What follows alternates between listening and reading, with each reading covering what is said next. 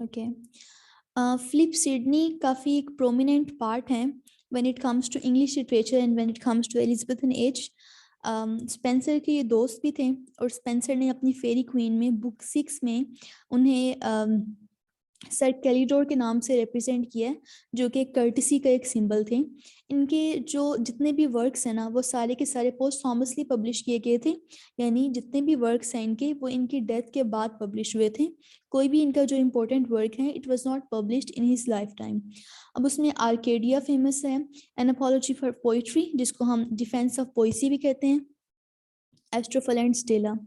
अब आर्केडिया की अगर हम बात करें तो ये एक पेस्ट्रल रोमांस था, जिसके अंदर काफ़ी सारी एक्लॉग्स थी। एक्लॉग हम बेसिकली कहते हैं शॉर्ट पोएम को, जिसमें शेफर्ड का डायलॉग होता है, यानी रिलेटेड टू शेफर्ड, उनके जो डायलॉग्स होते हैं उसके हवाले से एक छोटी सी पोएम होती है, और रूरल सेटिंग होती है, देहाती सेटिंग होती है। ये इतनी पॉपुलर हुई थी कि बहुत से पोइट्स ने इसे इमिटेट करना शुरू कर दिया था। And here comes the most important work of Sidney, the defence of poesy, the defence of poetry, जिसको हम अपोलॉजी फॉर पोइट्री भी कहते हैं। और ये अपोलॉजी अंग्रेजी वाला अपोलॉजी नहीं है जिसका मतलब है माफ़ी, बल्कि ये अपोलॉजी ग्रीक वर्ड्स अपोलो से निकला है, जिसका मतलब होता है कि किसी आर्गुमेंट के हवाले से डिफेंड करना, किसी आर्गुमेंट के लिहाज से दिफा करना। तो हुआ कुछ यूं, क्योंकि हमने अभी अभी देखा है कि एलिजाबेथन एज में पोइट्री जोन सी है वो इतनी ज़्यादा रिच नहीं थी। सबसे ज़्यादा काम एलिजाबेथन एज में ड्रामा पे हुआ है, पोइट्री पे इतना काम नहीं हुआ था। So there was a person named Stephen Gosson, पक्का प्यूरिटन था ये। इसने अपने एक pamphlet the School of Abuse में पोइट्री के ऊपर कुछ चार्जेस किए। एंड पहला चार्ज उसका ये था कि पोइट्री वेस्टेज ऑफ टाइम है, इसको पढ़ने का कोई फ़ायदा ही नहीं है। And it is mother of lies, कि शायर अपनी शायरी में बोलने के अलावा और कोई काम नहीं करते, इनकी फैब्रिकेटेड स्टोरीज होती हैं। थर्ड चार ये, it is nurse of abuse, कि ये करप्ट करती है माइंड को। जितनी भी इवल्स हैं, बुराइयां हैं, उन सब की जो रूट काज हैं वो पोइट्री है।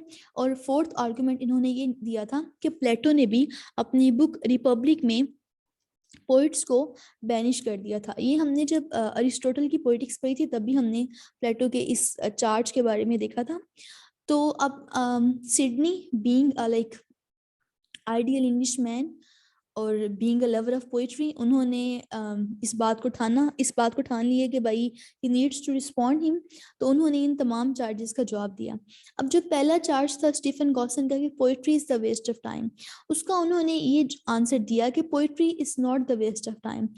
बेसिकली पोइट्री तो सोर्स ऑफ नॉलेज है, ये तो इंसान को सिविलाइज करती है। और poet is like a creator. और इसमें उन्होंने ग्रीक्स की एग्जांपल दी कि ग्रीक्स क्रिएटर कहते थे एक तो गॉड को, दूसरा वो पोइट को क्रिएटर कहते थे। जिस तरह से गॉड एक वर्ल्ड क्रिएट करता है, उसी तरह से पोइट अपने वर्ड्स के जरिए, अपने अल्फाज के जरिए रीडर्स के लिए एक वर्ल्ड क्रिएट करता था, एक दुनिया तहरीर कर लिया करता था, एक दुनिया बना लिया करता था। इसलिए पोइट जोन सा उसका तो बहुत एक नोबल रैंक है। पोइट्री जो पोइट करता है वो वेस्टेज ऑफ टाइम नहीं है, बल्कि वो तो वर्चूज सिखाती है, मोरालिटी सिखाती है, प्रोडक्टिविटी सिखाती है। तो it is absolutely not a wastage of time. Next, poetry is a mother of life. तो इसका सिडनी ने ये आंसर दिया था कि पोइट कभी झूठ नहीं बोलता, क्योंकि उसने जब भी अपना वर्क लिखा है उसने हिस्टोरियंस या फिलोसफर्स की तरह कभी ये नहीं कहा कि मैं जो कुछ भी कह रहा हूँ वो बिल्कुल सही कह रहा हूँ। बल्कि उसने अपनी कभी भी किसी पोइट ने अपनी पोइट्री में ये फर्म नहीं किया that whatever he is writing is 100% true. Whereas historians and philosophers, they tend to actually claim that whatever they are writing, whatever they are saying is 100% true. तो ये बिल्कुल एक false किस्म का charge है, it has no reality, it is nurse of abuse. और जो Stephen Gaussian ने ये कहा कि पोइट्री इंसान के जहन को करप्ट करती है, उसको उसको जितनी भी इवल्स हैं उन सब की रूट कॉज हैं। तो सिडनी ने कहा कि it is not poetry which basically corrupts mind, human mind. और कभी भी जो पोइट्री है वो करप्ट नहीं करती, ये लोग हैं जो कि पोइट्री को अब्यूज करते हैं। तो जितने भी राइट पोइट्स हैं, they never ever tend to corrupt the minds of people, बल्कि वो तो लोगों के जहन को प्यूरिफाई करते हैं, उनको प्रोडक्टिव बनाते हैं, उनको मोरालिटी सिखाते हैं, और वो भी अपने ब्यूटीफुल वर्ड्स के जरिए। और जो फोर्थ चार्ज है, that was Plato had rightly banish the poets from his ideal words. तो सिडनी इस बात से एग्री नहीं करते। वो कहते हैं कि प्लेटो ने अपनी रिपब्लिक में ये नहीं कहा था कि सारे पोइट्स को बैनिश कर दो, बल्कि वो सिर्फ ऐसे पोइट्स को बैनिश करना चाह रहा था जो कि अपने वर्ड्स के जरिए कुछ सिखा नहीं पा रहे थे, जो कि चाइल्डिश लिखते थे। और वो कहते हैं कि अगर हम प्लेटो का अपना वर्क देखें तो प्लेटो ने अपना वर्क भी पोइटिकली ही लिखा है, राइम्स में लिखा है, ब्यूटीफुल लैंग्वेज में लिखा है, उन तमाम एलिमेंट्स को यूज करके लिखा है जो कि पोइट्री का एक पार्ट है। तो हम ये कह सकते हैं कि प्लेटो ने सिर्फ ये नहीं कहा था कि बैनिश ऑल द पोइट्स, बल्कि प्लेटो ने कहा था banish those poets who are like not using their own pen for the rightful purposes, जो कि सही पर्पसेस के लिए अपना पेन यूज नहीं कर रहे, अपनी पोइट्री यूज नहीं कर रहे। अगर प्लेटो इतना ही पोइट्री के अगेंस्ट होता तो वो अपने डायलॉग्स में, अपनी बुक में कभी भी पोलिटिकल लैंग्वेज का यूज नहीं करता। तो बेसिकली सिडनी ने कहा कि पोइट्री तो एक बहुत ब्यूटीफुल मीडियम ऑफ आर्ट है, जो कि बहुत ब्यूटीफुल लैंग्वेज में अपने वर्ड्स के जरिए लोगों को वर्चू सिखाता है, लोगों को मोरालिटी सिखाता है। और पोइट के जो आइडियाज हैं ये यूनिवर्सल होते हैं। अब इसमें नेक्स्ट सिडनी ने कहा कि पोइट्री सुपीरियर है over history and philosophy. History और फिलोसफी से कैसे सुपीरियर है? सिडनी कहता है कि अगर हम हिस्ट्री की बात देखें तो हिस्टोरियंस भी तो जब हिस्ट्री लिखते हैं तो बहुत सी फैब्रिकेटेड स्टोरीज बना लेते हैं, और इसके अलावा उसमें वॉर होता है, ब्लड शेड होता है, उन तमाम चीज़ों का एक हवाला होता है। और अगर हम फिलॉसफी देखें तो इसमें एब्स्ट्रैक्ट आइडियाज होते हैं। जबकि अगर हम पोइट्री को देखें तो पोइट्री इन दोनों से सुपीरियर इस तरह है कि अनलाइक हिस्ट्री, ये कोई ब्लड शेड वॉर की कहानियां आपको बार बार नहीं सुनाती है। And unlike philosophy, it is not all about the abstract ideas. तो पोइट्री तो दरअसल एक बहुत ब्यूटीफुल मीडियम ऑफ आर्ट है जिसमें पोइट इमिटेट करता है इस यूनिवर्स को और नेचर को, और जो इंसान है उनको अपनी ब्यूटीफुल लैंग्वेज में मोरालिटी सिखाता है, उनको सिविलाइज करता है, उनको लाइट ऑफ नॉलेज प्रोवाइड करता है। तो इस तरह से सिडनी ने पोइट्री को एक सुप्रीम मीडियम ऑफ आर्ट करार दिया in his defence of poesy.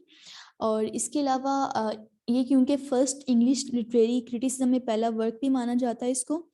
And the other thing is के पीबी शैले जो कि रोमांटिक पोइट हैं यंगर जनरेशन के, उन्होंने अपना वर्क डिफेंस ऑफ पोइजी एक और लिखा था, डिफेंस ऑफ पोइट्री। वो भी उन्होंने काफ़ी हद तक इनसे इंस्पायर होकर लिखा था। इनमें उन्होंने एडमंड स्पेंसर वगैरह पे भी कमेंट किया हुआ है। और यही उन्होंने बस एंड पे ये कि जो सिडनी है वो कहते हैं कि जो पोइट्स हैं basically they teach you delight, merriment, happiness, इन तमाम चीज़ों के बारे में जो पोइट्स हैं वो आपको सिखाते हैं। नेक्स्ट इनका जो वर्क है डेट इज़ एस्ट्रोफल एंड स्टेला, जो कि सॉन्ग्स और सोनेट्स की एक ब्यूटीफुल कलेक्शन है। इस वजह से हम सिडनी को पोइट्स की कैटेगरी में रखते हैं क्योंकि उन्होंने सॉन्ग्स भी लिखी थी, सोनेट्स भी लिखी थी। Okay, that's all about Sydney. Sydney का हमने मेन जो याद रखना है, एक तो इनका बस ये याद रखना है कि इन्होंने आर्केडिया, एस्ट्रोफल, स्टेला और डिफेंस ऑफ पोइसी इनके मेजर वर्क हैं, और डिफेंस ऑफ पोइसी को आपने ज़रा थोड़ा डिटेल से कर लेना है। And here comes Spencer. Edmund Spencer was a prominent poet of Elizabethan era. He was born in London.